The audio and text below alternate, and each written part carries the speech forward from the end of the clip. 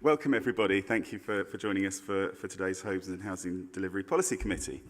We're going to start off with welcome introductions and safety information. So I'd like to welcome members of the committee, I'd like to welcome officers, members of the public and the press, and people who are watching on our live stream. So the meeting is being webcast right now.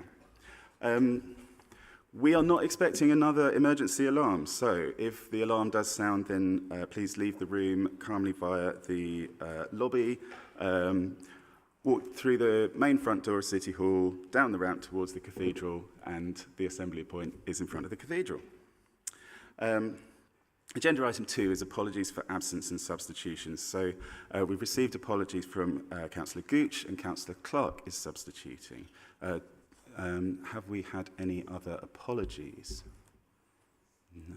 Okay. Well, let's hope that. I did not say Councillor Logan. Okay. Thank you. Thank you very much, Councillor Pete.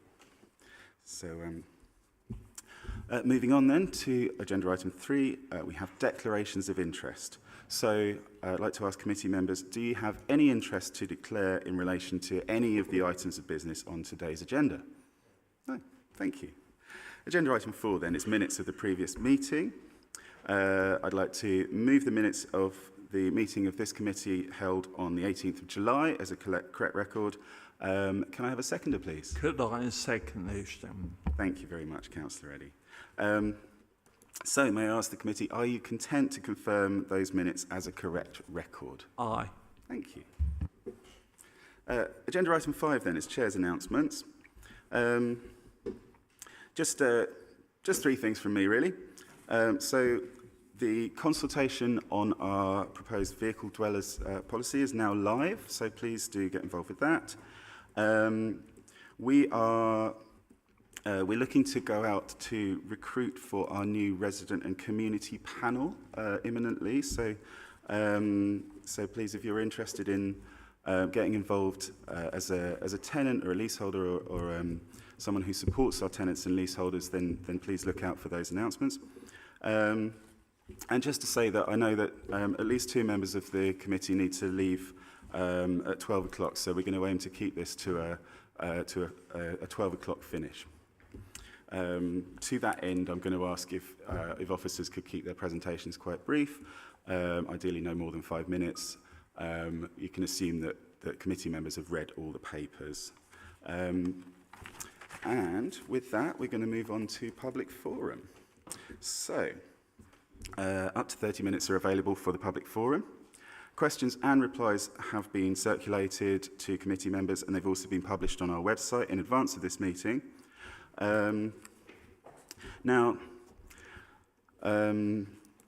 It says here, each questioner is permitted to ask up to 2 oral supplementary questions in total if they wish. A supplementary question must arise directly out of the original question or the reply, i.e. entirely fresh questions on other subjects are not permitted. And depending on the content of the supplementary questions, it may be necessary for a follow-up reply to be sent to the questioner. We've received 6 public questions and 1 public statement, but it looks to me as if Dan Aykroyd, you have public forum to yourself. So welcome, Dan. And since you're the only person here, I think we're happy to allow some leeway. So if you'd like to ask follow-ups on all 3 of your questions, that's completely fine. Would you like to start with your first follow-up question, Dan? Yeah, to be honest, I already prepared to. So okay. Both are related to my question about the IT system. This might be slightly vaguer than I hoped, because I thought I had previously asked about which modules were going to be implemented after the phase 1 deployment of the NEC system, and I thought I was given an answer, but I can't find it. Okay. Please, can I have a breakdown of the phases or modules being deployed with very approximate ETAs, and which spreadsheet-based workflows each of them will remove? Right now it's hard to see where we'll be after phase 1, phase 2, etc. Okay, thanks, Dan. I think we ought to be able to provide some further information on that in writing, but I'm going to ask Sonia if she'd like to come in and give you a verbal answer now. So I'll confirm in relation to any workflows which will be supported by spreadsheet. The plan as it currently stands is to go live with all of the modules on the 6th of October. However, just a slight caveat is that we are still doing the data loading in relation to housing options, and we're also trying to dovetail the implementation of NEC with another compliance system, and so there could be some movement in that, but at the moment we're looking to go live on the 6th of October for all modules. But slight health warning is as we get towards that date, we will have some cut-off points and we might have to make some go, no-go decisions. But the two areas where that could cause us delay are housing assets and housing options. Okay, thanks. Cool. And there's quite a bit of overlap between that question and my next question, I guess. Back in May, after a previous question about the IT changes needed, Councillor Parsons, you mentioned that there is a Housing IT Transformation Board and that they hadn't brought a report to this committee yet, and that maybe they should. I realise there's quite a bit of substance in the readiness to deliver AWEB's law report, but it doesn't give a clear picture of the roadmap ahead. Unless I've missed it, can a report come to this committee that provides a roadmap for the years to come, detailing the IT work that needs to be done and what the bottlenecks are for being able to improve how the housing department operates?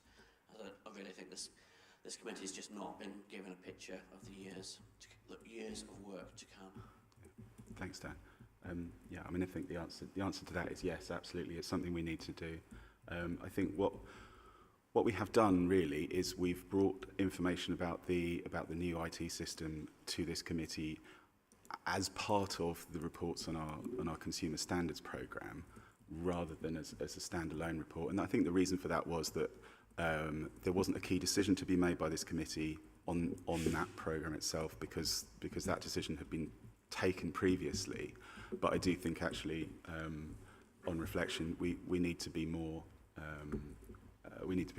open with the committee and with the public about what that roadmap looks for our future IT needs. And so yes, we were Sonia and I were actually discussing this just this week, and it is something that we're going to bring to the committee when we're able to. Sonia, do you want to add to that? No? Okay. Thank you. All right. Thanks very much, Dan. Cool. Do you have any further follow-ups, seeing as there's no one else here? No, but I'll use a bit more time in my statement. Speaking to my statement. Sure. So we'll move on to statements then. And yeah, Dan, yours is the only statement, so you have the floor. It's a bit early for this, to be honest.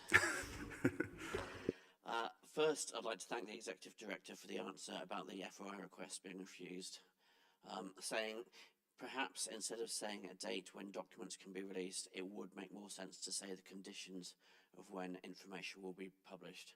It is reasonable to avoid alarming officers about reorganisations, but there is an ongoing sense of unhappiness at how the FOI service has been run, particularly around reasons for refusal. Second, I'd like to remind the Chair that he said at a previous committee meeting that residents of Barton House could request that non-residents to be involved in the review. Fatima emailed you on the 21st of July asking that I be involved. I seem to have not received an invitation, which does not exactly build trust in the process. Third, one of the reasons why I've been so loudly emphatic at this committee is that I felt you've not really acknowledged the scale of the backlog of work that it is needed to be done. I think this committee has done a massive disservice to the public, officers working in the housing department, and the committee itself to not make it clear the massive scale of the problems. It seemed clear to me that the mitigating actions for risks CRR 52 and CRR 60 were severely underreporting the work needed to address the problems in the housing department, and that the formatting of the report were deliberately designed to make it hard to see the true state of affairs.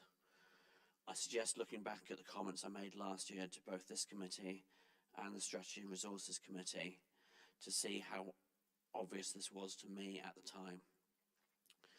It is also clear from reading the answer to Mr. Ali's question that previous reports about the state of council homes, including the 95% of BCC homes meet the decent home standards, were fabrications, painting a rosy picture without much factual backing.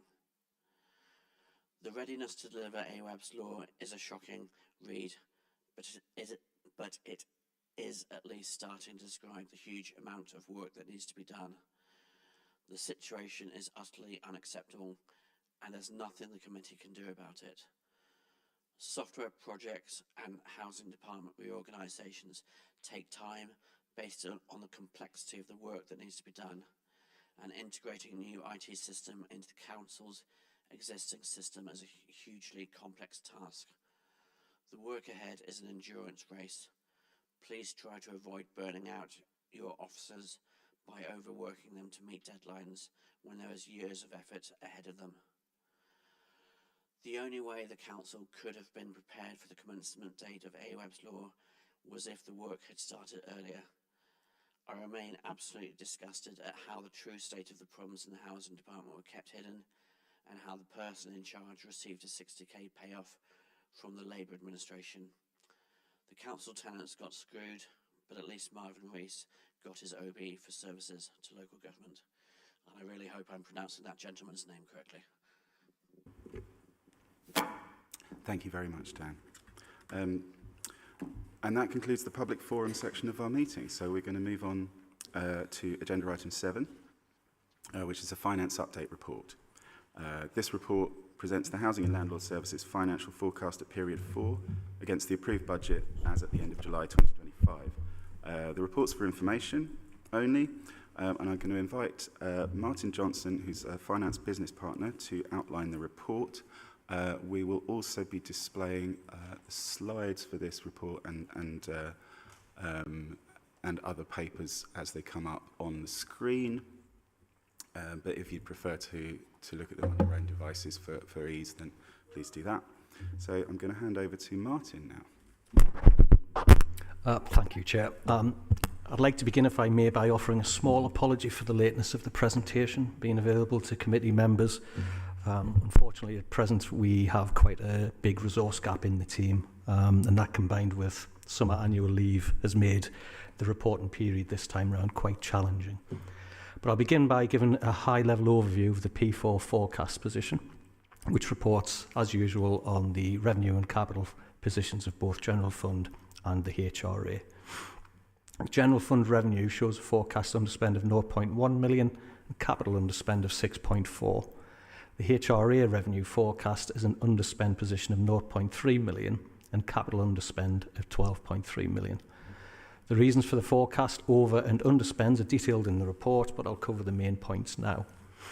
General Fund revenue, the underspend of 0.1 million is a favourable movement from P2 of 0.2 million, relating to non-achievement of savings previously reported in respect of the Hospital Trust property, offset by salary reductions within private housing and accessible homes.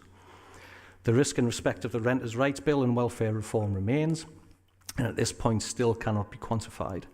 A further risk has been identified since P2 of 0.9 million, which is an under-provision of budget, offset by an opportunity of 0.6 million related to potentially underutilised grants and over-delivery of some savings within the transformation programme. The favourable variance within General Fund capital, within General Fund capital has increased from P2 by 1.4 million to 6.4 million. The main variance is against the Housing Delivery Programme. The variance is a result of slippage against the Philwood Public Realm, Philwood Cultural Hub, Hengrove Access and Enabling Works, and grants to registered providers. The movements since P2 are an increase of 1.1 million in slippage for RP grants, 1.2 million slippage related to Hengrove Access and Enabling, and a 1 million reduction in the slippage relating to the Hengrove Cultural Hub. Have the next slide, please. HRA revenue is forecasting an underspend of 0.3 million, which is a favourable movement of 1.6 million against the P2 forecast. A key aspect of the movement are a further 0.2 million increase in repairs and maintenance, which is made up of a number of minor variations across the service, and the inclusion within the forecast of an additional 0.4 million insurance recharges, which were previously reported as a risk. A further 0.6 million adverse variance in supervision and management relating to a movement in salary forecasts. This increase is offset by a 0.2 million in additional income expected as rents are now forecasted to be higher than budget. A reduction in the waking watch forecast of 1.6 million is also included as more certainty is gained over the withdrawal of the requirement. In addition, a reduction of 1.2 million in special services relating to electrical costs. As mentioned previously, the risk in relation to insurance recharges has now been taken out of the risk and ops log. However, as we move to conclude the exercise on our depreciation calculation, this risk has increased from 1 million to 2 million at P4. And given the large reduction in waking watch provision forecast, we also deemed it prudent to also include a risk of 0.6 million in case this does not happen as planned. On HRA capital,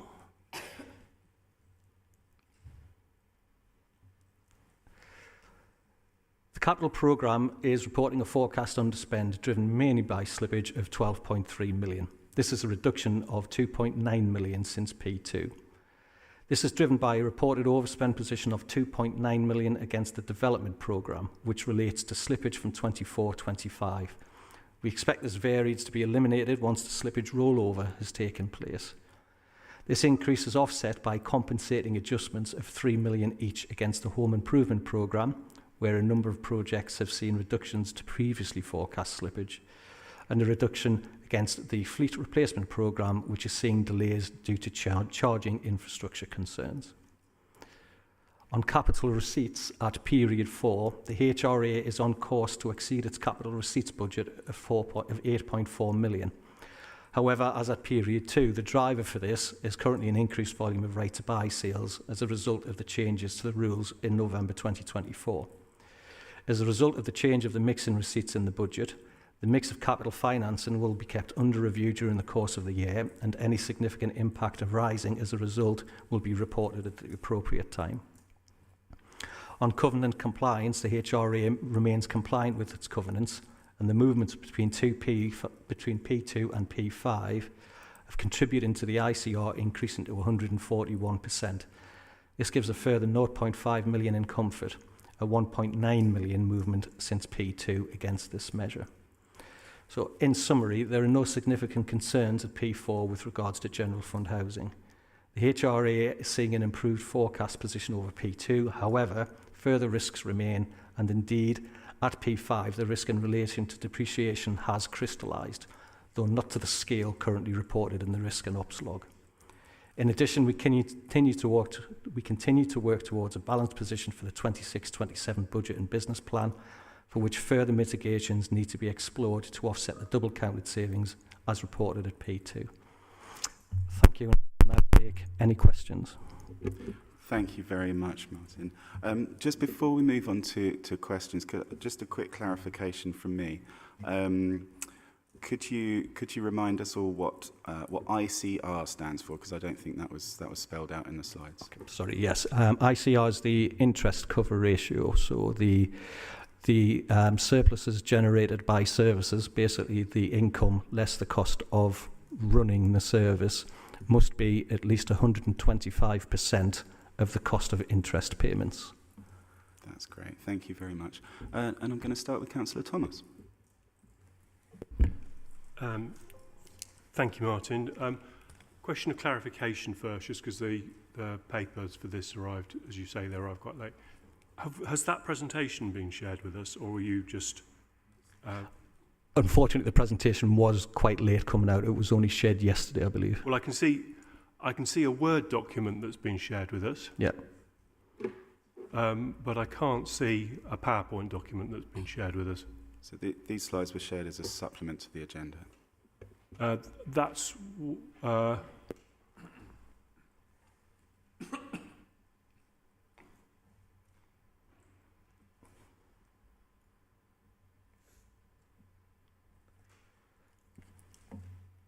Sorry to... Yeah, okay. Thank you. It's good that we've got the finance at the front at the start of the meeting. That's something I think that I've asked for before, and it kind of sets things in the context. And it feels good and solid that, the performance feels good and solid, and it feels like lots of things are sort of under control. So well done to everybody involved. In terms of rents on the HRA account, rents are higher than were forecast. So I'm just wondering what the reason is for that. So when we set the rents budget, we make assumptions about the timings of new properties when they're going to come in onto the rent stream.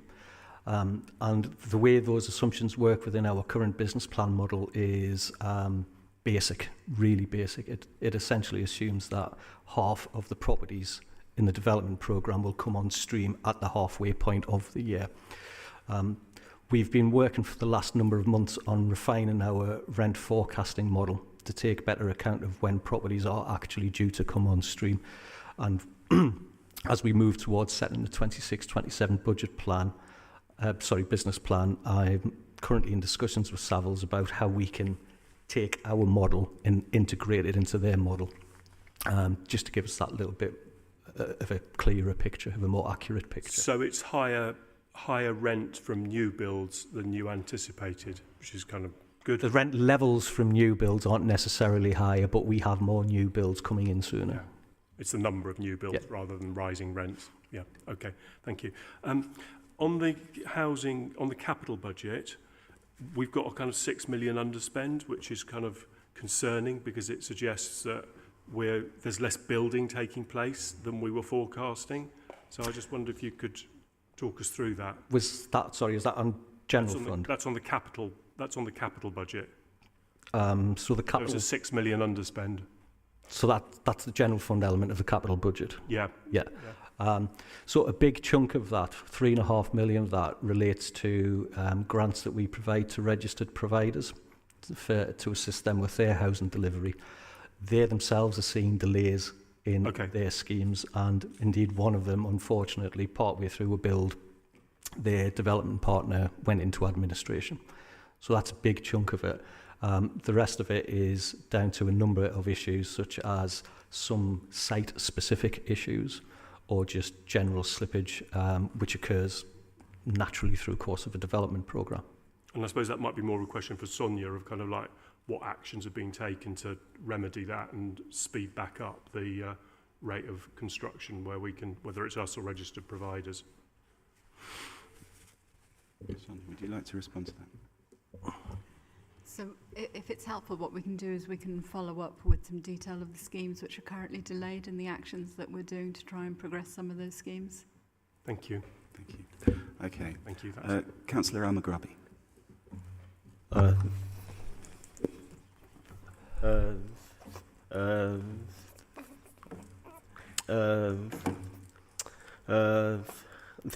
Thank you. So why has the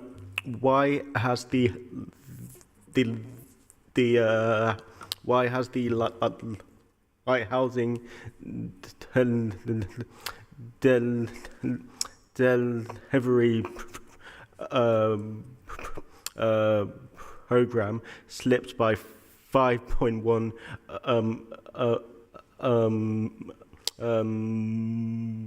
million pounds, with schemes like Philwood and like Hengrove still delayed,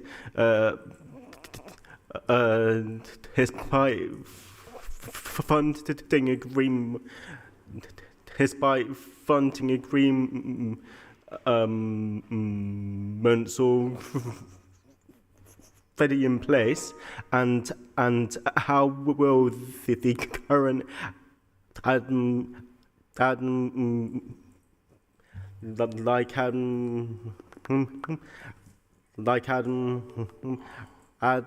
administration intend to safeguard this Labour era secured investment from further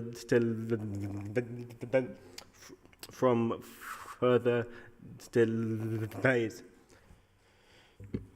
Thank you very much, Councillor Amagrabi.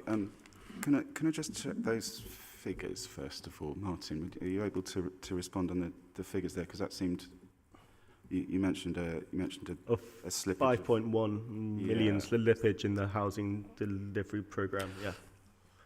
Yep, so apologies, that is a typo. That shouldn't be 5.1. That should be 6.4. 5.1 was the period 2 figure. It's increased since then, but the principle remains the same. What I would say is that those schemes that we do have external funding agreed with WECA, the changes to the delivery programme have been agreed with WECA and that funding remains in place. Sweet, it's great. Thank you. Okay, let's go to Councillor Chabalala next. Yeah, thanks. It's really great to hear that there's been some positive balancing of the books. So that's really positive. I just wanted to pick up on 3 points. First one being in terms of the ring-fenced HRA, where there has been some savings due to staff vacancy. Some of the findings at the moment and what we're hearing from the Task and Finish group around resident engagement is about the need of communication. So I wonder how we could further support, a method to increase our comms through using some of that staff savings due to vacancy to actually put it in the space that's most relevant to provide clearer communication of the good impact of the projects that are being delivered, the impact in people's lives that housing is providing, both from temporary accommodation and so forth. So that's question one. Part two, just going on what the other members have said, I think when you look at the economy and skills group, you've got a viability task and finish group there. I wonder if that's something that we could look at to really further understand some of the challenges that our third parties are having in terms of the risk of delivering their projects, and therefore really understand the impact that has on our delivery chain. So going back to what Al had asked and Councillor Jerome here, so I think that'd be really good. The last one I just want to get some clarity on in terms of the renters bill. Has there been any further analysis to understand the impact that this would have on housing options? Thanks. Okay, thank you, Sims. Can I ask members to ask one question at a time, please, so that we can get through everybody. And if you have follow-ups, please come through the chair. So I'm going to ask Fiona Lester to respond to that first question. Thank you, Chair. So with reference to revenue savings that have been achieved through resourcing, I think we just need to remember that we've got an 8 million savings to achieve this year through revenue from the HRA. So I think we need to focus on that. However, that said, the ability to support activities for residents is key to us, remains key. And I believe that colleagues have been working with members around any budgets that are needed that we have set aside at the moment through NEB and EIB bids set aside to support those activities. And that will continue. Thank you. Thanks very much. And just on the point about the Renters' Rights Bill, of course, we've got a to be determined figure in our budget for that, for the impact of that, because of course we don't actually know what that final bill will contain when it becomes an act. But we are bringing a paper to this committee on the implications of the Renters' Rights Bill, the act as it will become, so that we'll have the opportunity to talk more about that when we've got more clarity, basically. Okay, let's move on. Councillor Peat. Thank you. How is the administration addressing the bankruptcy of contractors such as Luckwell, and what contingency planning exists to avoid further delivery collapse?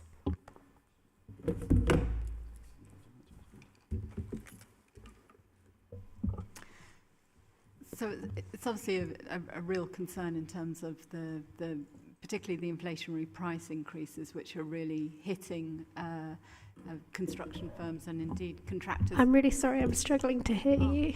Apologies. Is that better? Thanks. Sorry. So obviously, it's the economic climate out there is really difficult for our contracting partners at the moment, particularly around inflationary price increase of materials that we've seen over a significant number of years now.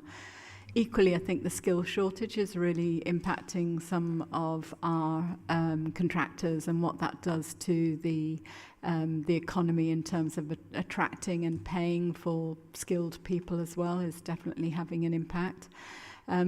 One of the things I would say across the sector that we've seen is a change in approach in terms of the contracting arrangements. And so the old contracts of you submit a price and essentially you have to deliver to that price. Obviously, there's still an element of that within contracts, but there is also sometimes more of a partnering approach to understand that things over time can change, and there are opportunities really for having discussions. But fundamentally, if a large contractor is in difficulty, we're probably not the only person that they're currently working for. And so even looking at the terms of the contract and seeing whether there's any additional, and sometimes there is an additional ask in terms of whether additional money could be put towards the cost of build, it's sometimes a poor decision to do that, because actually the difficulties may not entirely be based on our site. So we work really closely with our contractors who are supporting us across the development of our maintenance programme.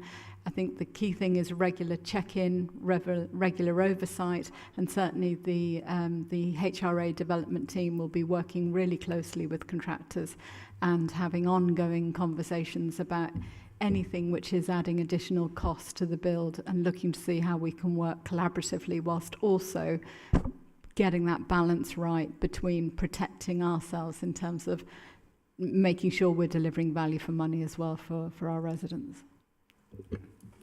Thank you very much. Thank you.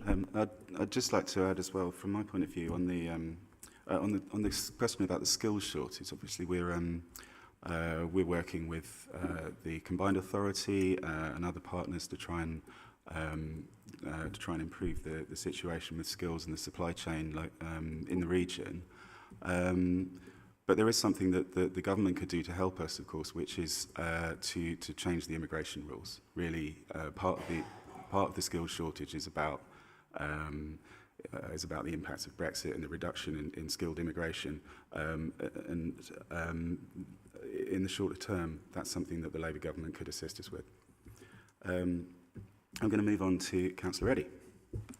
Thank you, Chairman. I'll be fairly brief, partly because, like you, I've seen this twice before, so have had a chance to pose questions. Martin, can I thank you and your team, underpinned by the performance driven by the heads of service, for delivering a very positive general fund, not HRA report, of course.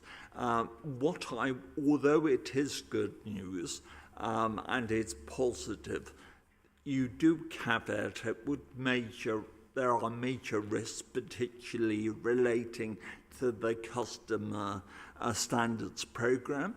And can I remind members on, I think Fiona Lester did this in a sense, remind members that if they must be distracted by seeing quite a positive financial report here, the customer standards programme remains our #1 priority, and there are major risks which could actually put us off the target.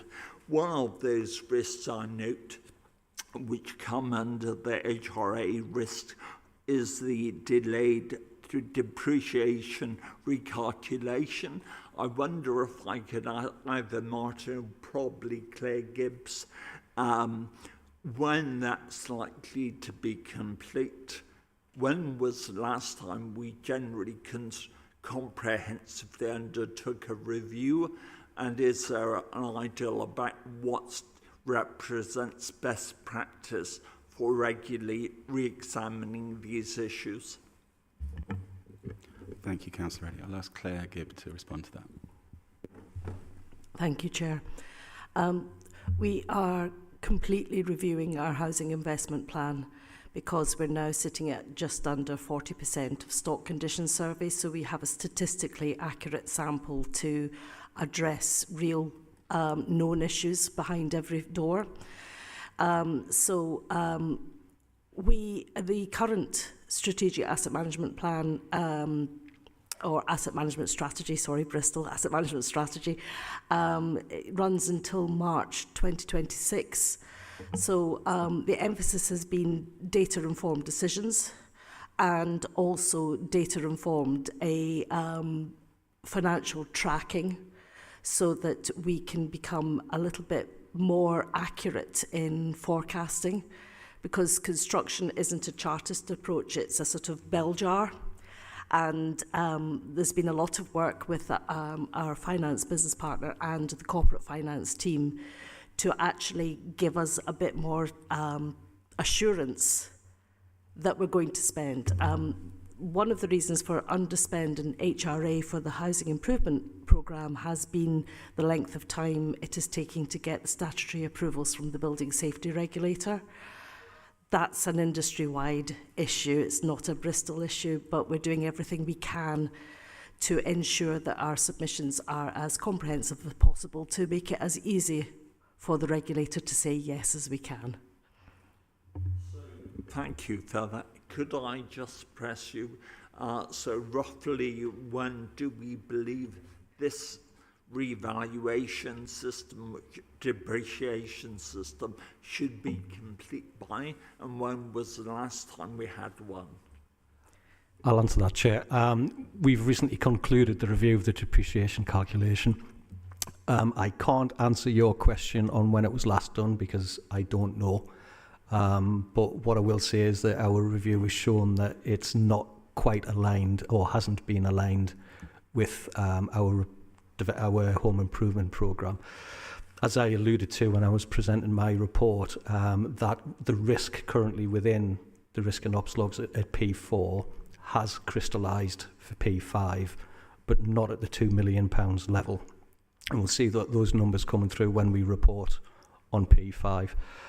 As for future plans, again, as with the rent model, we are refining the depreciation model and calculation, and we'll be working, once we have a firmed up HIP or home improvement programme, we'll be making sure that the depreciation calculation aligns with that so that we can then get that into the business plan and have a more reflective budget of depreciation.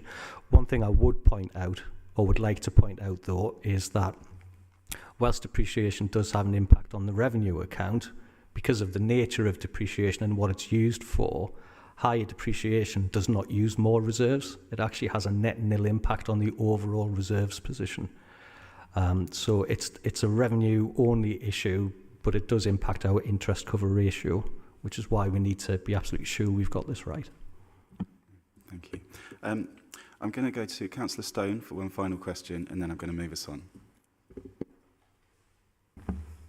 Yeah, thanks very much, Martin.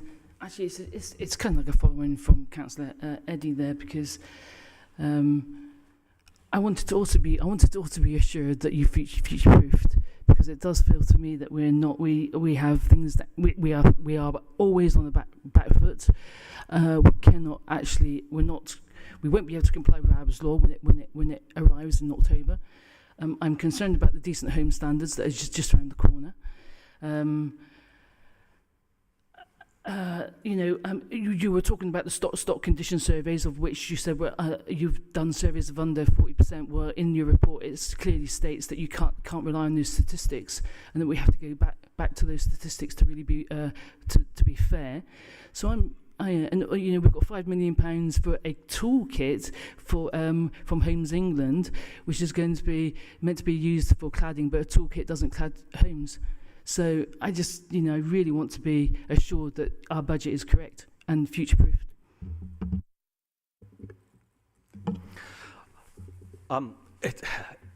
the budgets are correct at this point in time, but as we know, we're going through a period of extreme flux. The budgets will be, as they are every year, revised, and indeed we're going through that exercise now for known pressures that we expect to come through in 26-27, and the budgets will also be reflective of the required investment in our housing stock. I'm not really sure how much more of a comprehensive answer I can give at this point in time. Thank you. Okay. I guess my reflections on that really are kind of to compare where we are with this year's budget to where we were with the previous year's budget, and the one thing that does give me some comfort is the fact that really the levels of variances and the slippages are far lower in this year's budget than anything that we saw in the previous years. And while we've got a long way to go still to improve our data and our understanding of the homes that we own and the ways that we can improve the housing situation for people in Bristol, we are getting there, I think, and we have a lot more assurance now than we have done at any time that I've seen before. But it's a long road, right? So to conclude this item, then, I'd like to read out the recommendation in the report, which is that the Committee for Homes and Housing Delivery notes the report on the P4 forecast for housing and landlord services. I'd like to ask the committee to note that report as per the recommendation. Thank you. Okay, we're going to move on to our next item now. Now, we've had a fairly wide-ranging discussion based off the finance update report. We've kind of used it as a bouncing off point for a wide range of other issues. But as I say, because I'm conscious that members need to leave promptly at 12, I'm going to ask if for the next few items we keep our questions and discussion quite focused on the subject at hand.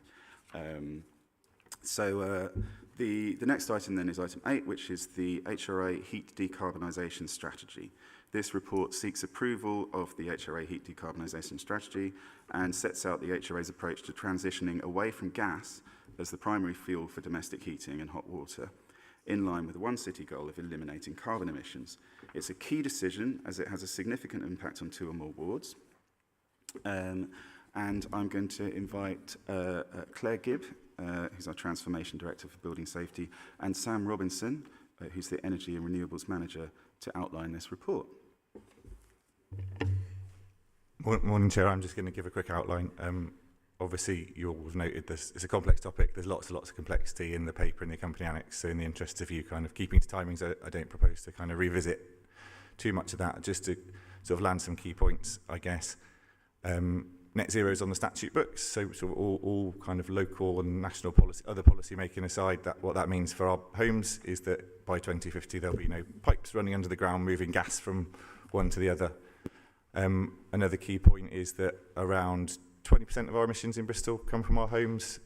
Bristol City Council owns around between 1 in 6 and 1 in 7 homes in the city, so it follows that as a rough estimate between 3 and 4% of the city's total emissions come from our homes. And in Bristol, that's predominantly from heating and hot water. So about 80% of emissions, 80 to 90% come from heating and hot water. A little bit from cooking, and the rest from the electricity that we use, which we know is getting greener and greener every year. So what that means for us, as the housing team, is that we need a plan to move away from gas for heating and hot water over time. We've got about 21,000 homes with individual gas boilers, and about 3,000 homes with communal gas heating. And so over time, we need to transition away from those. It's a really complex topic, lots of barriers to overcome, high capital costs, and a supply chain that's upskilling itself but is still emerging, and obviously particularly pertinent for us and in the social housing sector, risks around running costs if the transition is managed badly. So what this paper aims to do is kind of set us on that pathway, and I've made a set of recommendations, some of which focus on the longer term, what I've called strategic enabling measures, so things we can do to make sure we're investing in the right things at the right time. Some kind of quick wins, some near-term actions, things that we really ought to be doing now, and then a further set of recommendations around customer protections and how we make sure that we do this transition in keeping with the principles of a just transition and make sure that there's not negative impacts on residents. So that's a broad brush overview. I'm happy to take questions on anything within the paper. Thank you very much, Sam. So yeah, I mean, I think this is a really powerful piece of work. I think this is the first time really that we are setting out a practical, a pragmatic, and achievable pathway to achieving full decarbonisation of our home heating, which, as Sam said, is the majority of the carbon emissions from our homes. That in itself is an extraordinary place to be.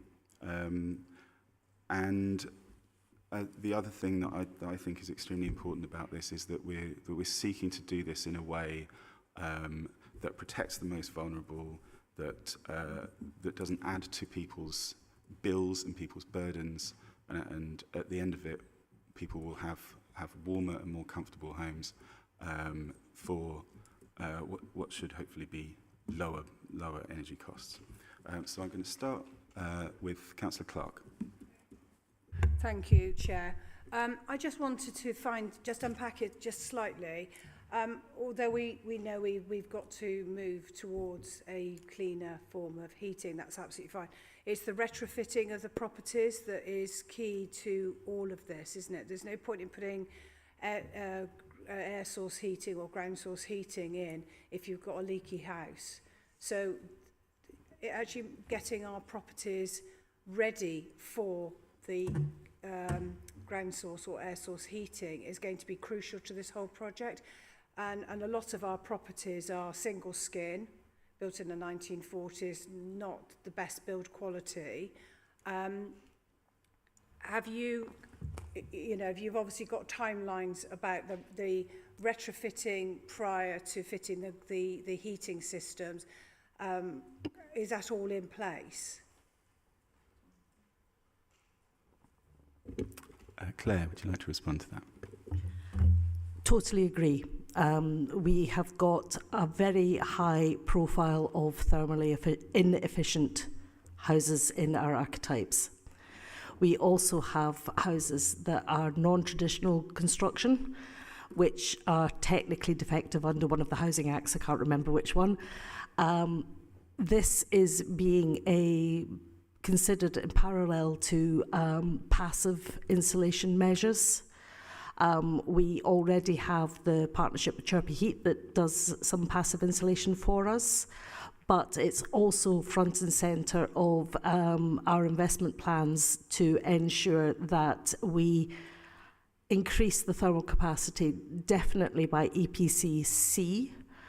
The way this is being measured is being changed, so we're going to have to relook at all of our stock with the new measurements. And also, there will be a benefit for our residents because thermally inefficient houses are more prone to damp and mould. Can I just ask a very quick follow-up? Sure. Yeah. The other thing that I have concerns about with ground source and air source heating is the ambient temperature is around, correct me if I'm wrong, around 60 degrees. I mean, that's old money, 16.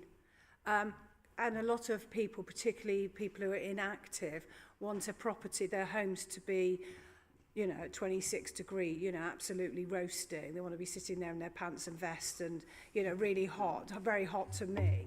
But, getting a house that's comfortable for everybody, it could be challenging. And I wonder how we're going to manage that, or how we're going to work with our tenants to enable them to be comfy and warm in their properties. Thank you. I can take that one. Yeah. So I think I read somewhere, and I think this is true, that at a system level, the biggest challenge is changing from gas to electric. But at a household level, the bigger challenge is changing from high temperature heating to low temperature heating. There's a huge education piece for residents, and that's why, and I hope this comes across in the strategy, the plan in the near term is to start small and focus on quality. So through our new build programme, where we see most of our heat pumps at the moment, but that will increase on retrofit, we're now referring everyone through our tenant energy advice contract with the Centre for Sustainable Energy. So an advisor will speak to them and produce what's called a smart energy action plan. So that will cover heat pumps, and if they've got solar and battery and things like that as well, and how to make the best use of your renewable technologies. So that would include getting on the right tariffs, but that would also include how do I actually operate this, and that point that you need to run it constantly rather than turn it on when you're cold and turn it off when you're hot. Thanks. I think Claire would like to add to that as well. In addition to that, we have a training regime for our trades colleagues, and we are working very closely with the development teams and Sam's team to do some user guides so that people understand how best to use their systems. The bit that I would like to enhance is better customer training and resident liaison. But we have partners to do that. Chirpy Heat and no. So Centre for Sustainable Energy. Centre for Sustainable Energy, sorry, Sam's just said. So it's about ensuring that the information is out there and it's easily consumable by our residents. Thank you. Councillor Al-Maghrabi. Yeah, sweet, that's great. How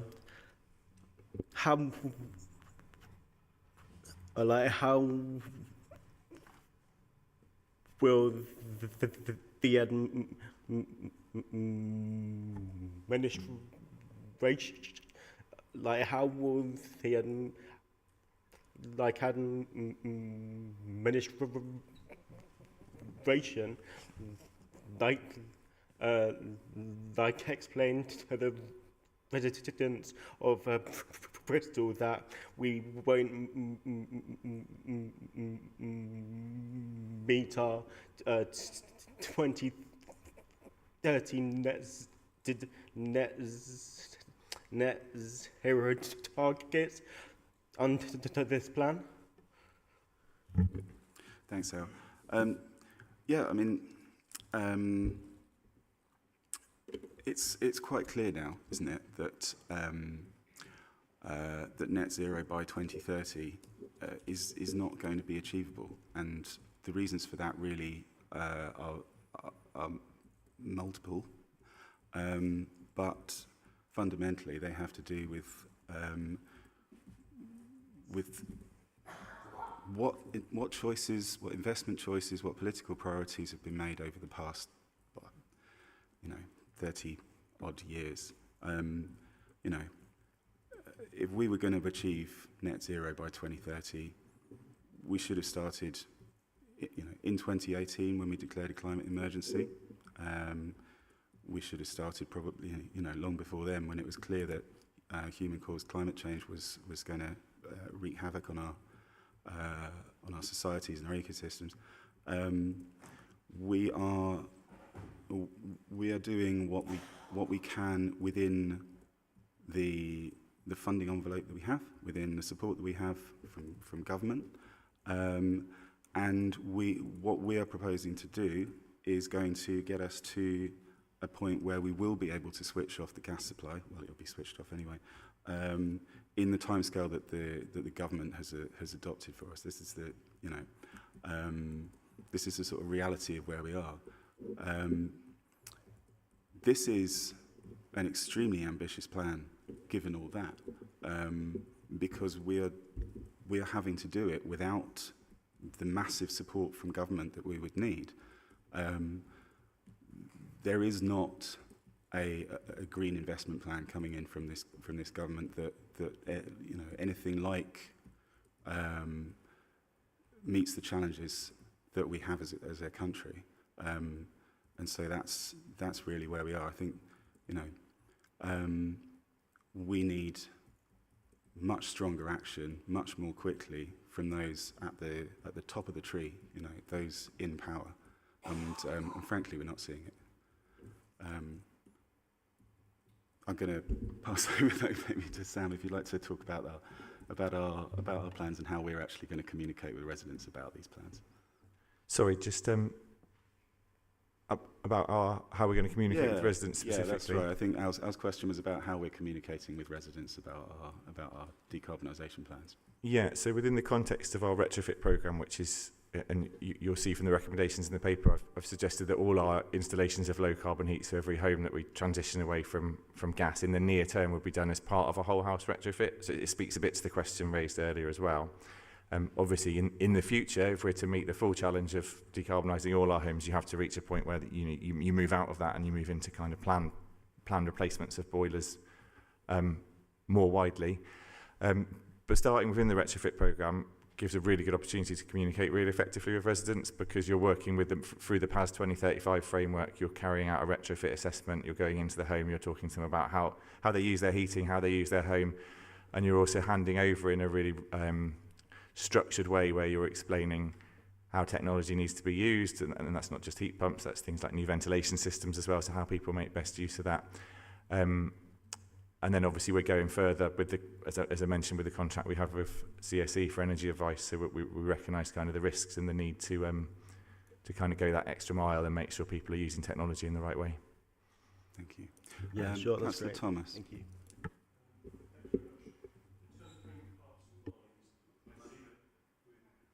I see, thank you.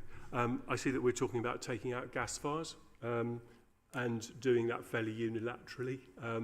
If I was in my 70s and my gas fire broke, or my 80s, and then the council told me that they weren't going to replace it, seems a bit brutal. So I just kind of wonder whether any consultation has taken place with people around that. So that's kind of like my first question.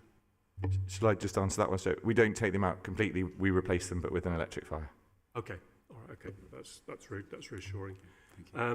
It would be good to see more segmentation of property type, because I mean, as Joss said, you know, there's an assumption that we've got lots of 1940s single skim buildings.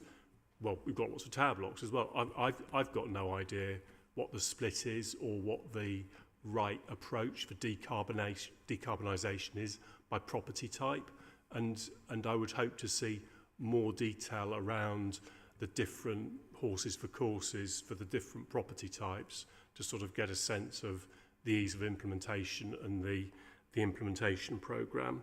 The other thing which I kind of bang on about is everybody goes, oh, district heating network, fantastic. Well, the district heating networks in Scandinavia run off burnt rubbish.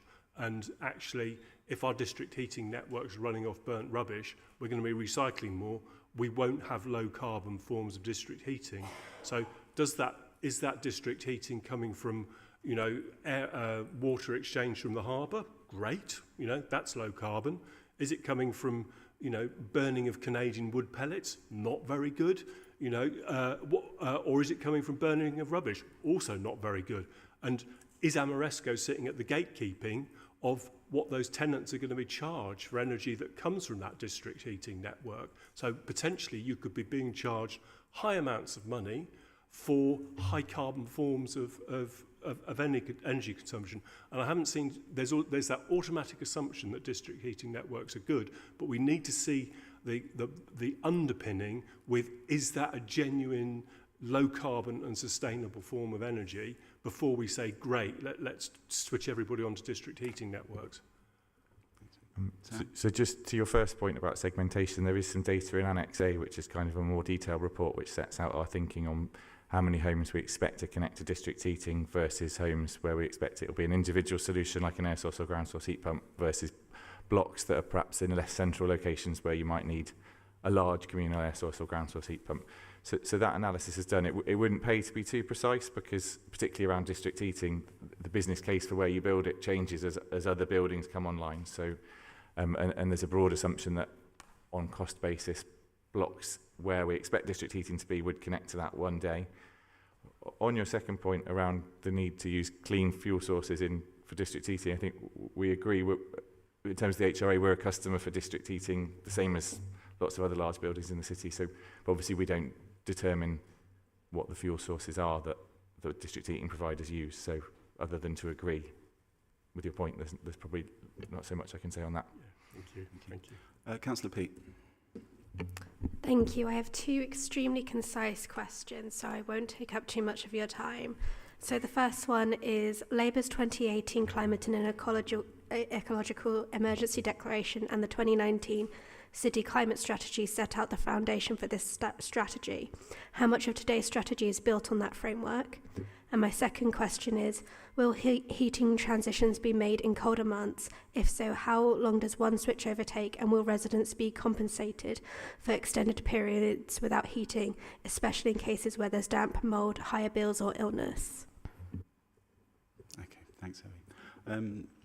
So I think on the first point about the climate emergency declaration, I mean, this is building on the principles in that, but of course, when that declaration was made and when those initial high-level commitments were made, nobody in the administration had any idea really of how they were going to be achieved. This is the plan that we have been able to come up with that will actually get us to full decarbonisation of our homes. Claire, Sam, do you want to respond to the second point? The installation protocols that we are working to is attempting to ensure that we do not have anybody without heat at the end of the working day. So we try not to leave anybody without heat at all. In exceptional circumstances, we have to provide temporary heating solutions. And I've started to look at what that impact is going to be following a meeting with residents at one of our blocks who raised this as an issue. So we're looking at that, and we're looking to develop a policy statement to cover it. So we are aware of the issue. I'm trying to design it out rather than pay compensation, but obviously we've got to plan for all emergent situations. Okay, thank you. Last question to Councillor Stone. Thank you, and thanks very much. I am delighted with this report. I do share Councillor Parsons' sentiments on that it's actually producing a pathway towards hopefully decarbonising our housing stock. However, I have two critical questions. First of all, you're stating in the meantime you will still be installing gas boilers whilst we transition to air source heat pumps. What I would ask is that we actually instantly turn to use electric boilers, electric combination boilers. They're the same price as gas boilers, because we do have from the government the promise that they are going to decarbonise the network by 2035. So we would really will be like accelerating our decarbonisation programme if we went down that route.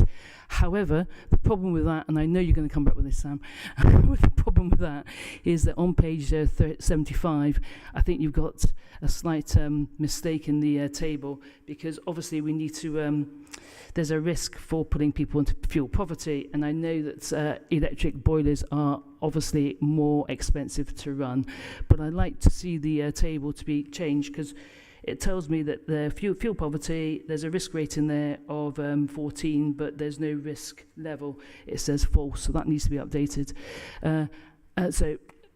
Can you just answer the question, why could we in the meantime mitigate against the fuel poverty, and how are we going to mitigate against fuel poverty in the future? Thanks, Lisa. Sam, do you want to take that? So I just want to clarify that the point around replacement, continuing to install gas boilers, so the reason we felt that's necessary is because there's no scenario when you can have a clean break and just stop installing gas boilers. It has to be that one tapers off as the other one comes in. For example, at the point at which someone rings up and says, my boiler's broken, you wouldn't ordinarily have time to, at this point in time, the supply chain wouldn't be able to support just getting out there and fitting a heat pump because it's such a complex piece of work.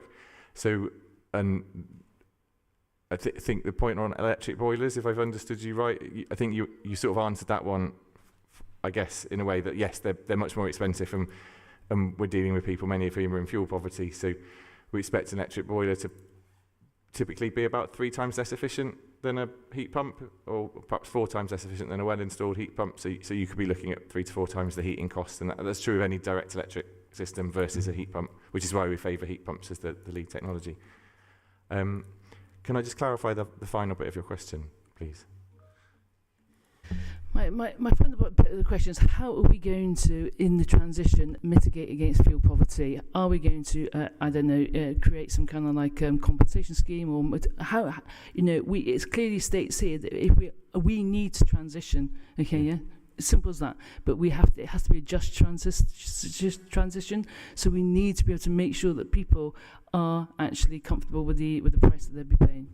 So I think the answer is that we have to do all the things that are within our control to ensure that doesn't happen. So that, and some of the things I've set out are, for example, 100% monitoring of all new renewable heating systems. So we will know that they're performing well, and we will drive quality within the supply chain where they're not, and it will point us to which contractors are, you know, the best to work with. The information, advice and guidance point is absolutely critical, because even a well-installed heat pump might result in higher bills if not that point that we talked about earlier around high and low temperature heating, and if not used correctly. So it's an upskilling piece as well. There are certain factors that are outside of our control. We would like to see the price of electricity move more towards the price of gas, which, you know, as you have in other countries like Scandinavia, where heat pumps the lead technology, then you sort of, that risk is mitigated by the structural prices within the retail electricity market. So there are some things like the price of fuel which we can't control or already mitigate against. Thank you. Okay, and also, can you update your table on page 75 where? Yes. You are? Yeah, thanks. Thank you. Okay, in the interest of time, I'm going to move us to a vote now. So I'm going to read out the recommendations, or at least summarise them, and then we'll go to the vote. So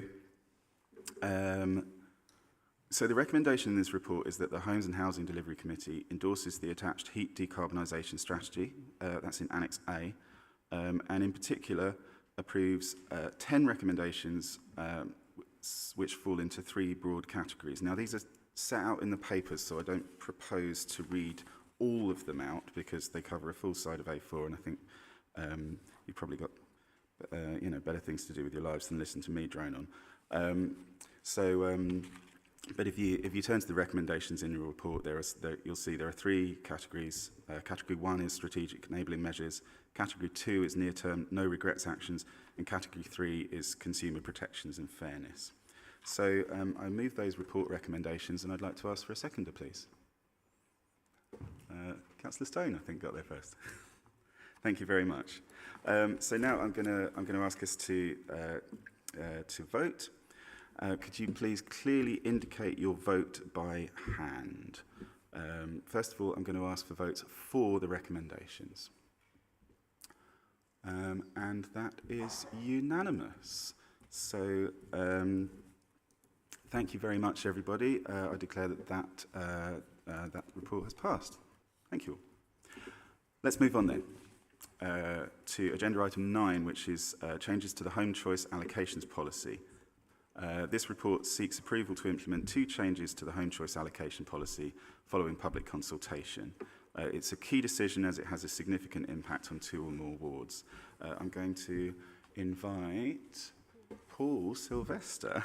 It says Sonia in my paper, so I'm pleased to see Paul here. I'm going to ask Paul to outline the report.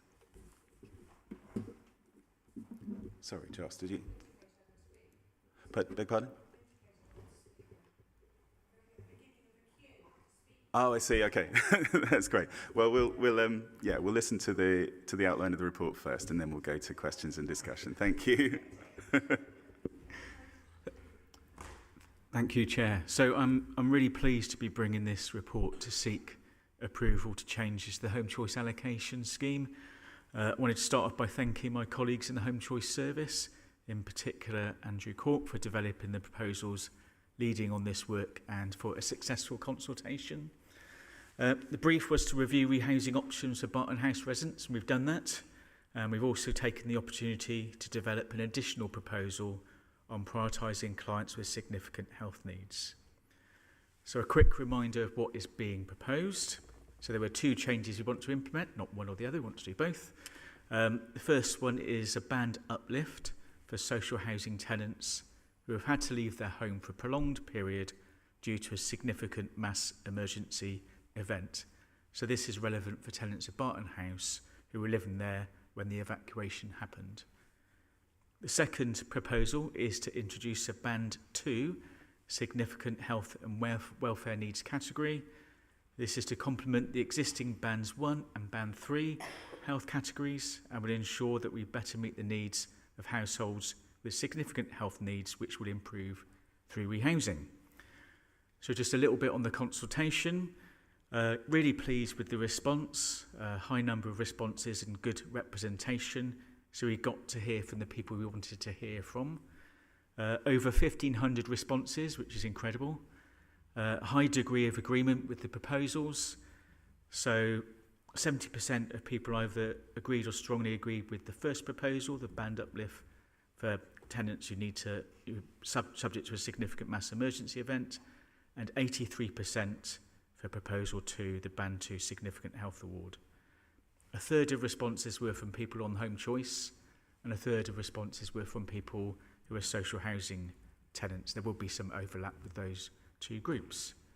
So I think that's all I wanted to say in terms of outlining the report, Chair. Thank you very much, Paul. Yeah, I'd like to add my own thanks to this as well. First of all, obviously, I'd like to thank Paul and his team for really kind of doing the hard work of thinking through what a fair set of changes would be. Something that really kind of should improve our allocations for everyone in the city. I'd also really like to pay tribute to the residents of Barton House, who've really advocated for themselves and for everyone living in social housing, and kind of pushed for us to really look at the way that we allocate social homes, the way that we allocate priority, and their supporters in organisations like Acorn and MedAct. This really has been a really good example, I think, of us as a council working together with residents and community groups to come up with something that's a real positive improvement. And it's really striking actually to see the outcome of the consultation, where it's been a very powerful response. It's been very clearly these changes are well supported. And also the types of people who've responded to our consultation are quite different to what often happens. Very often when we consult with the public, we find that in general people who are more affluent and less disadvantaged tend to respond disproportionately more. That's been kind of reversed with this. And we have seen a very, very high rate of response from people who are going to be directly impacted by these changes. I'm going to move us to questions and comment now. Hopefully, not too long, I wouldn't think, because this is, from my point of view, something that is a very easily supportable change. So I'm going to start with Councillor Clark. Thank you, Chair, for your very fulsome response to the report. What always concerns me about HomeChoice is there's two things really. One is our tenants' expectations that they're going to get a house or accommodation quickly, and it's about managing them. And it's a bit like grade inflation with GCSEs. If we have seen grade inflation there, and I'm just concerned that if you move people up a banding, their expectations are increased about the length of time. Are we able to manage those expectations fully, or are we managing those expectations? Because as on this side, and I'm sure you have it every day of the week, people, they phone us up or they contact us and say, I'm desperate for a home, I'm desperate to move for whatever reason. And I'm really concerned about that uplift and really managing it. Thank you. Yep. So it's really good points, and something that we wrestle with every day. And the system itself is very transparent.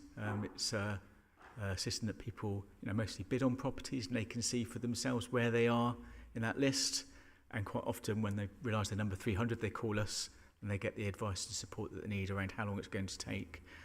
It's true that for all applications in all bands, it's taking longer to get housed. It's a combination of more people applying and the number of properties that we're letting. It's simple supply and demand. But at every point that somebody contacts the council, officers are furnished with the correct information around waiting times and actually whether it's ever going to happen. Yep. So I think people just want us to be straight with them and tell them straight, rather than give them quite a fluffy answer. So for some people, it just isn't going to happen, and that's what we tell them. So do you also tell people, this is a really quick one, do you also tell people do not sit up at night and do it at 12 o'clock at night, because your chances of getting, because you're number one, doesn't mean to say you're going to be at the top of the queue for that property, because that I'm sure we hear this all the time. People literally sit up at night and get on there because they think that they're going to be first and come, they're going first to get served. the property. Yeah, that's right. Yeah. So we do, and it's something that's persisted in the last 17 years since we've had choice-based lettings. It's something that we pull out in our comms and in our contact with people. It's generally something that people who are new to using the system think that and quite quickly realise it isn't. I think maybe we need to reflect and look to see what we can do differently, because we do hear from councillors that's an ongoing concern or issue that people think they need to stay up. Yeah, like it's eBay or something. I don't know. Yeah. Thank you. Thanks. Councillor Reddy. Both these proposals are eminently sensible and absolutely fair, and they clearly command mine, and I hope all committee members support. I've got one comment quickly, of course, in response to the chairman's edict, and one question. I can make the comment in a way probably the chairman couldn't. Because he's eminently more modest than I am, of course. But in my view, this particularly proposal one, which relates, and the catalyst was the evacuation from Barton House, of course, wouldn't be here, in my view, without the chairman's personal commitment to this delivery. In my view, it would have been here quicker, but it has to go through the system, be fair to everyone, to go through consultation, clearly not once, but at least twice. The views of the two ward councillors for Lawrence Hill were taken on board, so credit where credit's due. Secondly, my query, in proposal one about the banding compensation for people who have to move for prolonged periods. It says in brackets in excess of several weeks. Now, to my mind, that means in excess of 2 weeks, I guess. For clarity, is it worth making that clear in black and white, or do officers judge they want some wriggle room? Yeah, it won't surprise you that a lot of the words in each of these criteria were agonised over for some time, and also in consultation with our legal colleagues to allow us with the flexibility that officers needed. I don't think we want to put down a specific number of weeks. Yeah. Thank you. Councillor Al-Maghrabi. Sorry, I'll switch my mic quickly. So, 36%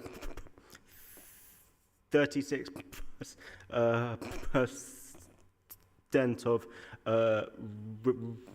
respondents identified like as disabled. How will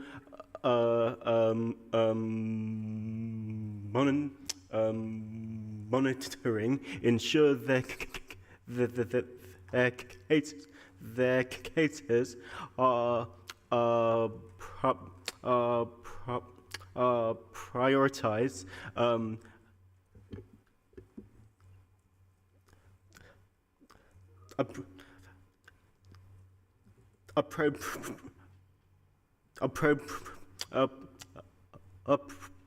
Appropriately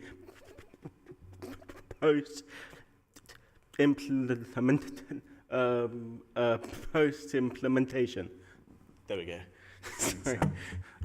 So So your question was about prioritising the cases of respondents to the survey, but I think actually so I think we'll be, that's not quite how this is going to work, but I think I'll ask Paul to respond to that. We're not proposing to use the survey as a way of prioritising our allocations. So probably a few things to say on that. One is really pleased with the number of people who class themselves as disabled applying. Clearly it speaks to them, particularly proposal 2.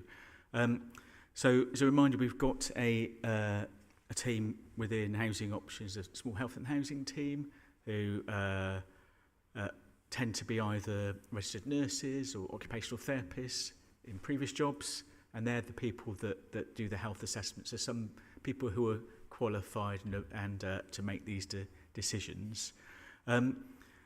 Implementing the Band 2 Health is quite a big feat. We've got a lot of existing applications to go through, and we're going to make sure that we do that in a robust way. We're going to check every Band 3 Health award to see if they meet the new Band 2 criteria. And for it to be fair to everyone, we then do a big bang when everybody's been gets agreed, and then it's open to new people to apply. Do you see what I mean? So there's a real thing with HomeChoice to make sure it's fair and equitable. So we've got quite a bit of work which the health and housing team are leading on to make sure that those assessments are robust, and everybody who should benefit from this change does. Sweet, that's great. Thanks very much.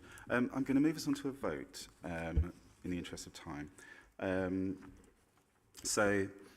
I'd like to read out the recommendations first. So they are that the Homes and Housing Delivery Committee approves the report and both proposals to amend the HomeChoice allocation policy to progress for implementation by the HomeChoice service. I'd like to ask for a seconder, please. Lisa again this time. Okay. So again, I'd like to ask members to clearly indicate your vote by raising your hand. And first, can I ask for votes for this proposal? And that is unanimous. Thank you very much. So I declare that passes. Our next agenda item is number 10, which is the Housing and Consumer Standards Programme and Compliance Update. This report provides the latest update on the programme and is for information and comment. I'm going to ask Richard James, who is the Housing Consumer Standards Programme Lead, to outline this report. Richard. Just saying that I want to speak after you spoke.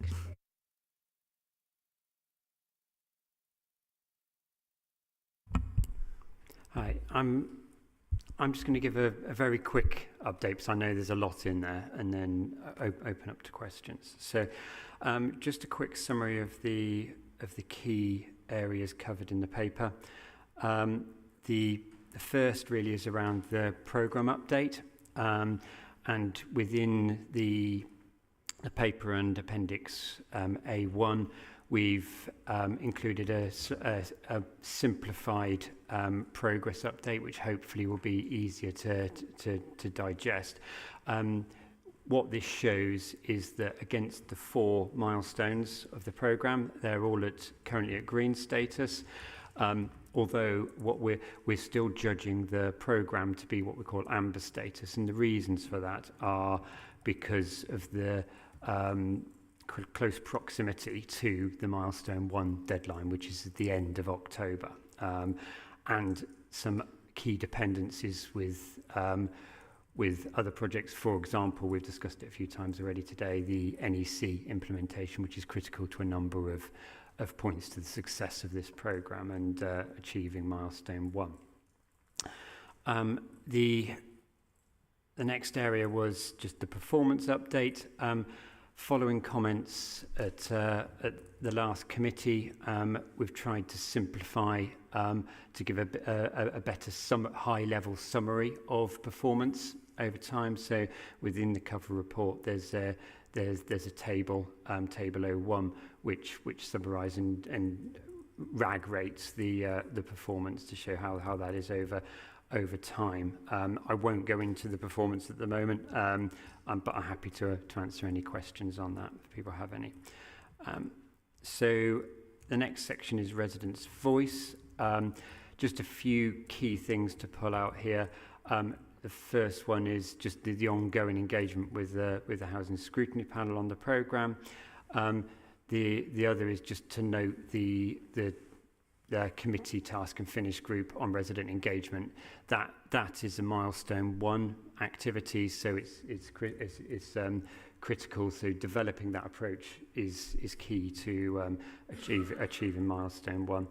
And just the last point is about the resident engagement that was took place in the development of the service standards. So there's a link in the report to the new service standards. Again, that's a key milestone 1 activity. The next section, which I'm sure there's going to be questions about, is around legislative changes, and particularly the Arabs Law review, which is included in Appendix A3. So just a few things I just wanted to pick out here. So within the cover report, we pick out the immediate actions, short-term actions, and longer-term actions within there. What I wanted to do just really quickly is to identify some of the specific work and specific challenges that relate to Bristol. So I think it's important to note those. And one of those is our dependency on the success of the NEC system implementation. As you'll see, there's comments in there about data and about process, and the need for enhanced processing and analysis within Arabs Law. And those are being built into the NEC system, but just wanted to note the work that's being done to focus on that. The next really is around the backlog of damp and mould activity. I think it's important to note that Arabs Law is not retrospective, so it looks forward. So Arabs Law will affect any notifications of damp and mould that come after October. So not necessarily that backlog unless a resident contacts us or we find new damp and mould in those properties. But I think it's really important just to understand that there is a lot to do with historically with damp and mould, and understanding that there's a very big focus on that, as well as meeting the new requirements, which is a specific challenge for Bristol. And also linked with that is some of our work around, we've already discussed around stock condition survey. We have achieved just under 40%, and we are delivering at pace. But what we are finding is as you go behind more and more doors, you find more and more issues. So what that is, a result of that is we are identifying more damp and mould. Now that's a positive from understanding our home's point of view, but it's a challenge from complying with Arabs Law, because we've proportionally got a lot more than some other landlords that aren't looking behind as many doors because they're up to speed. So I just wanted to call that out because it's a key part of the report, and I think we're absolutely doing the right thing, but it is a delivery challenge. The other area I just wanted to call out was just around the resourcing and the work that's going on with bringing in additional contractor resource, but also you'll have seen in the report how we are setting up specific and bespoke teams to respond to damp and mould. So that's all I wanted to discuss on that. I'm sure there'll be questions. The last section is the regulated social housing update. I won't repeat what was in the paper, but I'd just like to say that subsequent to this update, last week we had another meeting with the regulated social housing, and this meeting included Councillor Parsons and our Chief Executive Nick Hibbert as well. That was a really positive meeting.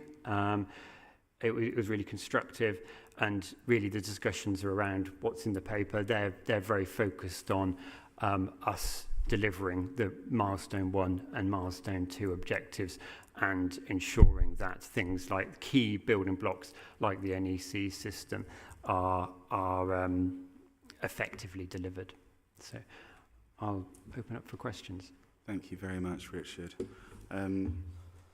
And yeah, as those of us who are members of the Resident Engagement Task and Finish Group can attest, the timescale for these milestones is really tight, and we're really working at pace to achieve them. I'm going to start with Councillor Peat. Thank you. So in the interest of saving time, I'm just going to be super quick. My questions don't need elaborate answers, okay? No. So it was Labour councillors who established the Housing Security Panel. Can an officer tell me how this has continued to strengthen resident voice in shaping services? How much of the funding and resource increase for surveyors and damp and mould inspectors was secured before May 2024? And lastly, can and will the administration publish monthly progress reports on compliance for AWEB's law to ensure transparency? That last question is for Barry, the other two are for officers. Okay, the first one. I think so. Do you want to start with the first one? Or Fiona? Thanks. So the first question, thank you, Chair, relates to the scrutiny panel. So that piece of work remains ongoing. It's not completed yet.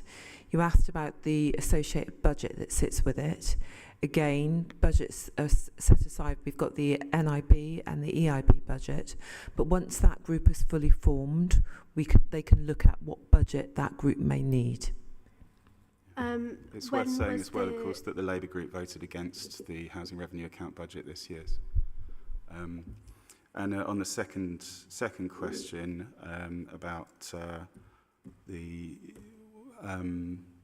was it about how much of the funding was secured before 2024? Again, we're talking about this year's budget, so this is the budget that was approved this year. Mm-hmm. So the answer to that would be none of it. And as Richard's indicated, one of the things that we are continuing to discover as we open more doors and find more cases of damp and mould is evidence of historic failure under the Labour administration. And the final question, which is, will you publish monthly public progress reports on the council's AWAB compliance? Absolutely.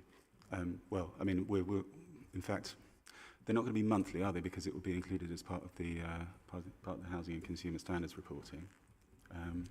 Fiona? So yeah, thank you, Chair. So it'll be part of the regular reporting. However, I think what we will bring to committee will be the action plan. So I'm sure what committee wants to see is the detailed action plan that sits with how we intend to address all of the facets brought out that relate to Arab's law. We are also looking to enhance the damp and mould reporting, which is in the reporting pack. So at the moment, it gives you an overall sight of how many cases, but it doesn't really split that down into what stage they're at and compliance. So we are going to be enhancing that in line with the expectations of AWEB's law. Thank you. Councillor Stone next. I'll get to everybody, don't worry about it. You're on the list. Sorry about that. Okay, yeah, no, well, thanks very much for this. I am a little bit kind of like concerned about, the conversation, especially the stock, surveys, because it clearly states in the report that the key gaps and the risks are saying that stock condition data is incomplete and fragmented. Only 24% of homes surveyed as part of the new stock condition surveys.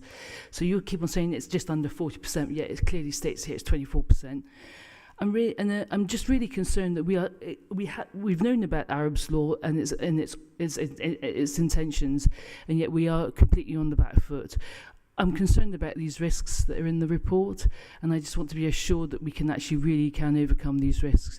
I also remember having this conversation about damp and mould in previous committees, and asking that all damp and mould is significant, and yet it came back that you were only going to investigate only significant damp and mould, not only just a little bit of damp and mould, of which we responded that really a small bit of damp and mould would turn into a significant damp and mould at some point.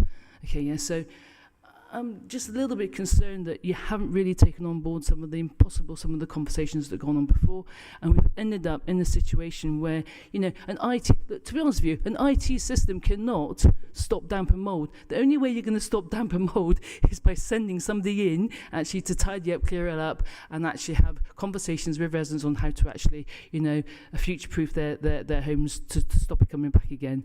So you thinking that the NEC IT system is going to suddenly, you know, appear and magically, you know, stop the damp and mould, I don't buy it, to be honest with you. Okay, I'll start and then I'll probably hand over to colleagues to help complete that. So the first question about the stock condition survey, so 24%. This report was a reporting at a point in time, and they took the figures from our own performance reporting at a point. So that would have been much earlier in the year. I suppose what this shows is the pace of the stock condition survey is growing. So every month there's more and more stock condition surveys that are completed. So that's why I think within the report it said that it's a weakness because we haven't got 100%, but it also under the strengths it said we've got a programme. So it's good and bad really. I think the other point about needing to, the IT system's not going to solve damp and moulds in homes. Absolutely, completely agree with you. I think what it will be able to do is enable us to have much better transparency and visibility of the progress and the status of the damp and mould in each person's home.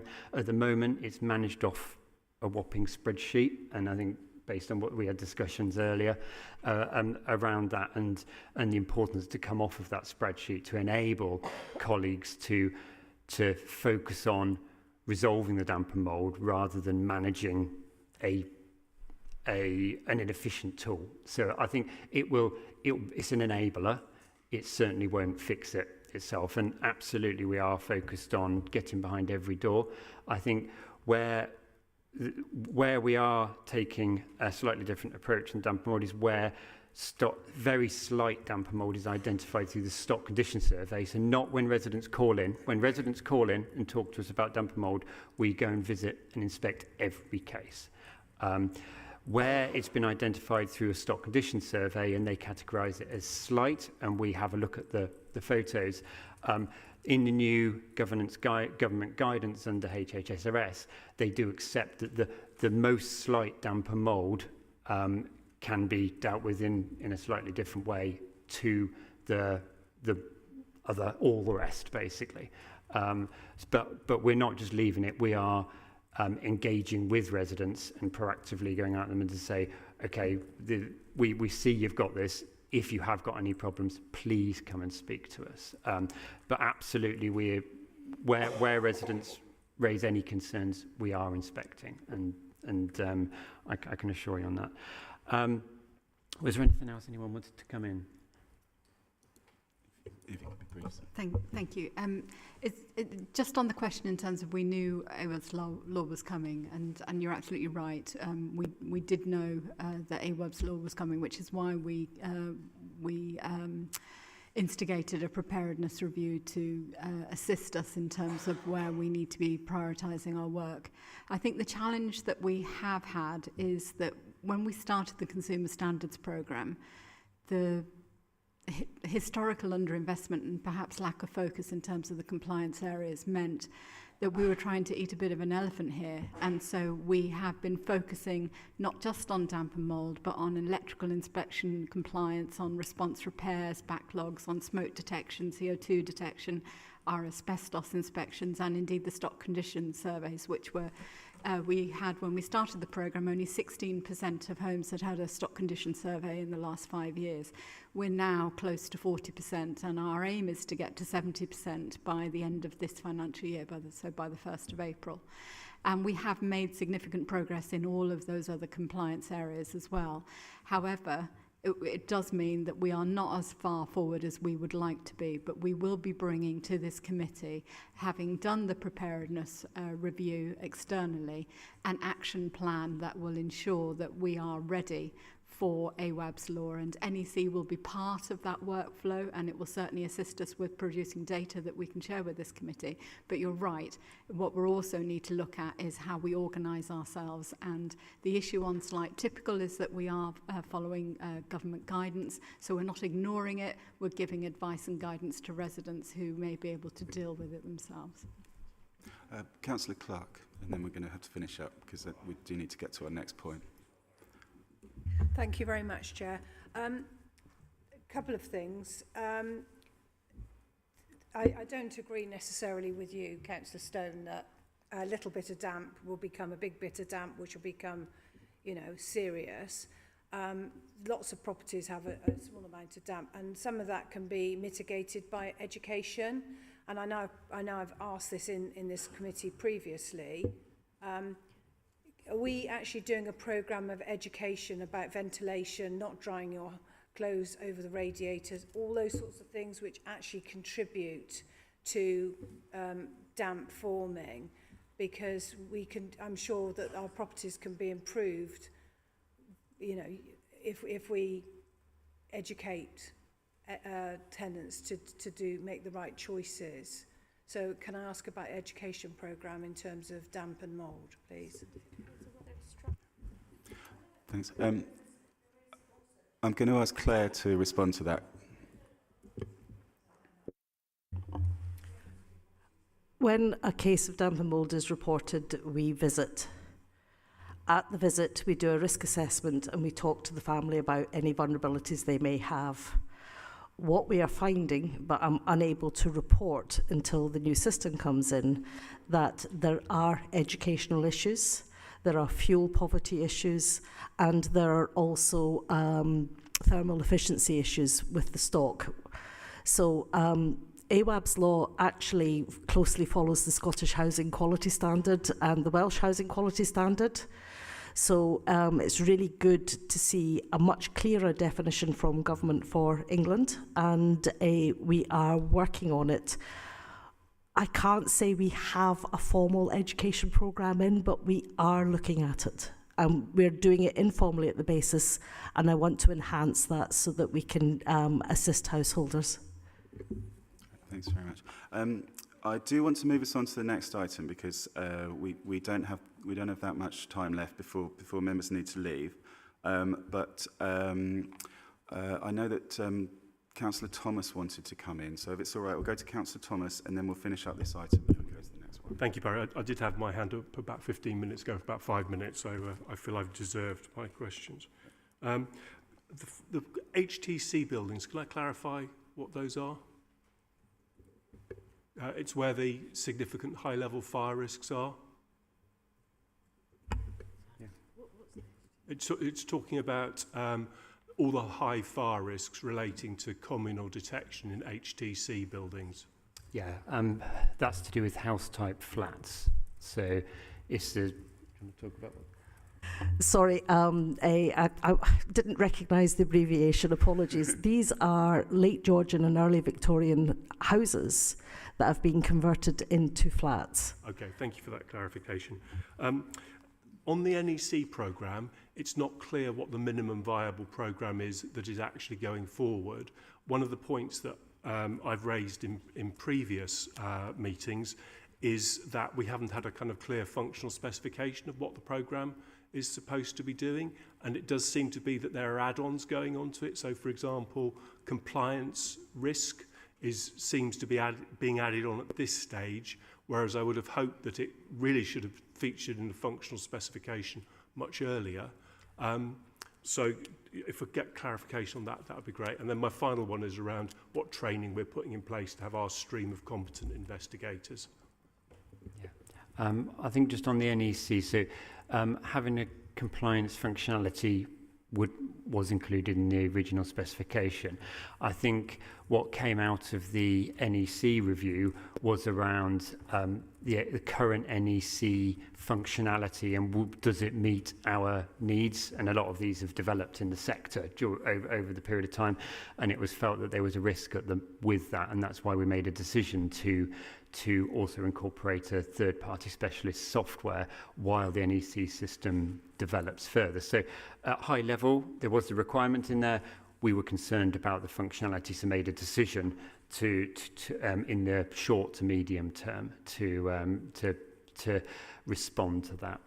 And sorry, the last question. The training for competent investigators, because I would have thought we could do that in-house. We are linking through CITB to get best practice, and we are about to launch our Train a Trainer initiative, where we train and then we roll it out to all people that are potentially going to cross the front door, so that if there is an issue, people feel confident in reporting it. Thank you. That's reassuring.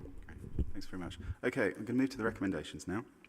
And those are that the Homes and Housing Delivery Committee notes and comments on the Housing Consumer Standards Programme update in Appendix A1, on the latest Landlord Compliance Performance Report in A2, the residents' voice actions and feedback from the Housing Scrutiny Panel, and the AWAB's Law Preparedness Review in Appendix A3, and on the update from the latest regulatory review meetings with the Regulator of Social Housing. Can I ask the committee to note the report, please? Thank you. Okay, our final agenda item is the 24-25 year-end resident satisfaction results. So this report provides an update on year-end performance for resident satisfaction with the housing and landlord services. It presents results against the national tenant satisfaction measures set by the Regulator of Social Housing, which cover Q4 24-25 and the full year-end results for 24-25. It also sets out information on planned improvements being implemented by Housing and Landlord Services to strengthen action planning around the tenant satisfaction measures. This report is for information, and I'm going to ask Mark Kemp, who is Interim Head of Housing Management and Estates, to outline the report. Mark. Thank you. Good morning. I'm going to just quickly go through the highlights of the report. So the key highlights are the overall satisfaction for year-end stands at 63%, which is down from 71% last year. The highest rated measure was how we treat residents fairly and with respect, scoring 72%. The lowest rated areas were complaints handling at 32% and our approach to antisocial behaviour, which scored 49%. However, both areas have shown improvement over the year. All our TSM scores currently sit below the national median but remain above the lower quartile, and the national benchmarking for 24-25 is pending, so once we have this we'll circulate with the chair and committee. Resident feedback has consistently highlighted the need to improve our maintenance services, safety and communication. As the chair said, in response we've developed a high-level TSM improvement plan, which includes a new structure to link service improvement with TSM data and resident voice, sector benchmarking to improve transparency and accountability, enhance improvements in the system we use to manage TSM data, and training to all those managers was delivered this week. There's been a reduction of 4,500 in the repairs backlog, with further improvements underway. And we've strengthened our complaint service by improving training and enhancing how we track and learn from feedback. A new antisocial behaviour risk assessment process to triage cases more effectively has been designed and will be implemented as part of our NEC system. And I will continue to review how we manage and handle antisocial behaviour. The resident feedback channels are also being reviewed as part of the Task and Finish group to ensure that all voices are heard. While the downward trend is a concern, it also provides a clear mandate to change the way we deliver our services to residents. We are committed to learning from what residents are telling us and using this valuable insight to deliver improvements across our services. I welcome questions and reflections from the committee. Thank you very much, Mark. I'm going to go to Councillor Clark first. Thank you. Yes, it does give you a mandate to change. actually that slide is really useful you just had up on the screen, the one with the data on it. Sorry, I'm so sorry. Really, I mean, I suppose the only thing I can ask you is you may have a plan in place, but the trajectory is painfully slow, particularly, I mean, obviously the 29% complaint handling. That's pitifully, that's dreadful. And if we're sitting here, and hopefully I won't be sitting here next year, because I won't be subbing for anybody, but if we're sitting here this time next year looking at this data, it means that we're in a pretty bad place. I'm not having a go at you, but it's not good enough. It's just not good enough. I don't know anybody looking at that data who thinks that's a good day out, really. So we need to be improving it, and I would be really interested, you've got to give us assurances that this is going to get better. Yeah, I completely agree with everything you said. I haven't got the Q1 information to hand, but I think it would be useful to come back with an update through the year to show you where we are, rather than just giving you a summary of the whole year. We've looked at TSM information as part of the Task and Finish group for resident engagement, and having had a look at, without getting into loads of detail, some of the functionality we have within our system, we could be doing a lot more with that information, and we will be doing more with it. And I would absolutely hope that we do see improvements for next year. Yeah, thanks. I think Sonia would like to come in on this as well. So I think that we can definitely see improvements in some key areas, but I just want to give a little bit of a health warning, really, particularly around satisfaction with repairs, because I think when residents ask that question, what they're considering is not necessarily the repair service, but actually the condition of their home. And we know that we've got some significant investment to make in our residents' homes, and that will take time.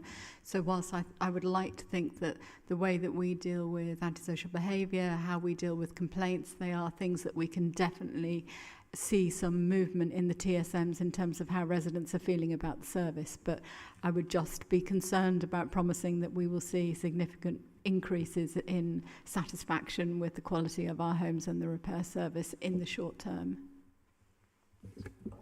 Fiona, you wanted to come. Thank you, Chair.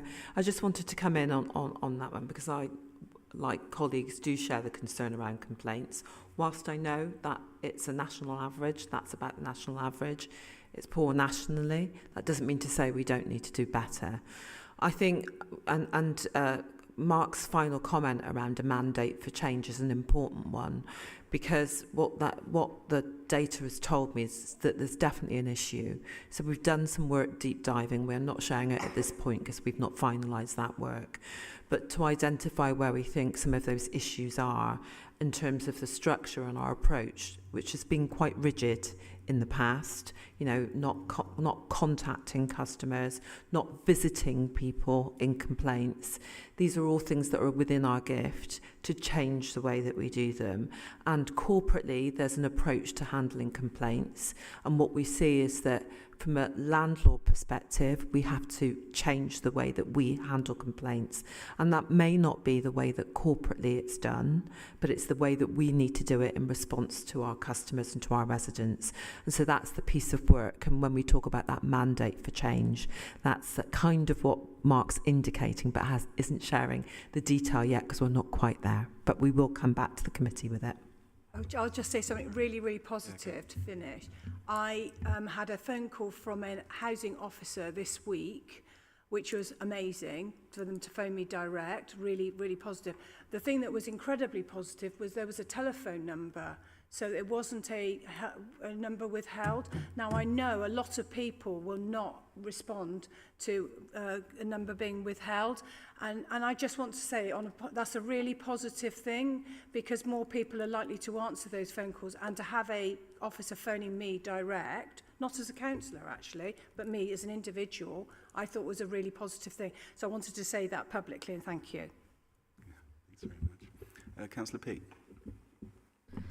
Thank you. So This administration often points to the previous one to try and justify poor performance, which is unfortunate. And that's not to say that, you know, with 14 years of austerity, that Labour didn't have to make difficult challenges.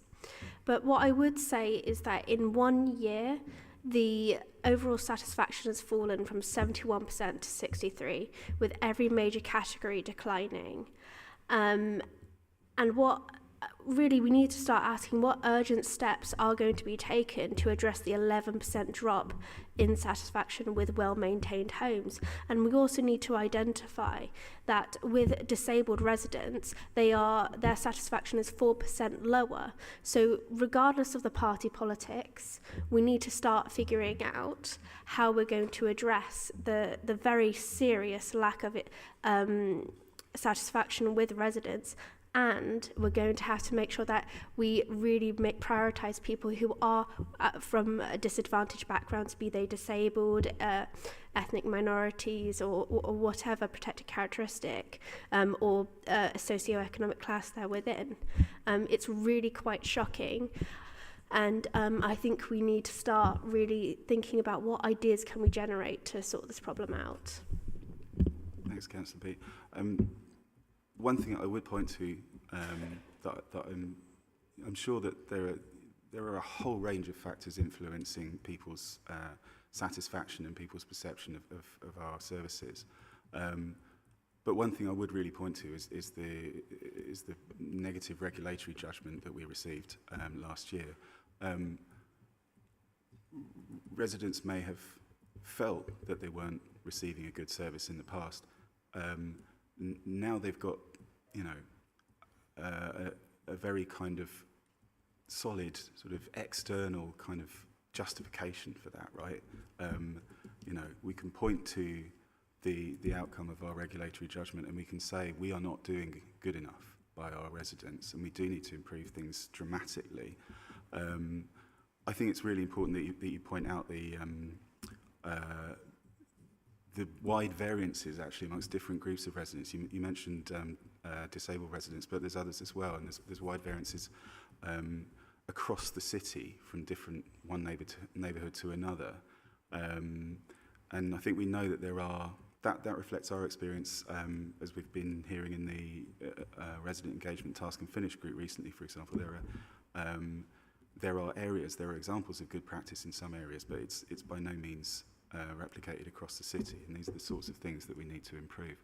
I'm going to hand over to Mark to talk a bit about how we actually get there. Yeah, I think it's important to recognise that this is in reflection of the last year. So a lot of changes have already been implemented, and I'm confident we are going to see improvements. So it's really great to hear those comments, so thank you. The data that we have is improved. I know we keep talking about data, but we do have really good information now that we're going to use to segment the information we get from tenant satisfaction measures. So we'll be able to analyse that more deeply and be able to take that information and do more granular changes to some of the things that we do and we deliver. I think just, you know, following on from what Councillor Parsons has said with regards to the task and finish group, the conversations we've been having have been really healthy, and I think we've gleaned a lot of really good qualitative information to go with this quantitative information. It's about now pulling that together and being able to really follow those changes through. So I am hopeful that we will see an improvement. I think the other thing to just mention is that this is a national situation as well, so satisfaction has gone down nationally, so it's not just in Bristol per se. Thanks very much. Councillor Shabalala, did you want to come in? Yeah, I mean, the task and finish group, its core purpose is to address some of resident satisfaction and engagement, and it is a cross-party group. Unfortunately, the representation has not always been well balanced from other parties who would like to represent their constituencies. So I think, you know, to go back to our esteemed councillor, is the platform is there to put those recommendations and suggestions that you're putting across. Residents have attended from many different wards, stakeholders too, officers have, but what seems to be in short supply is that of the councillors.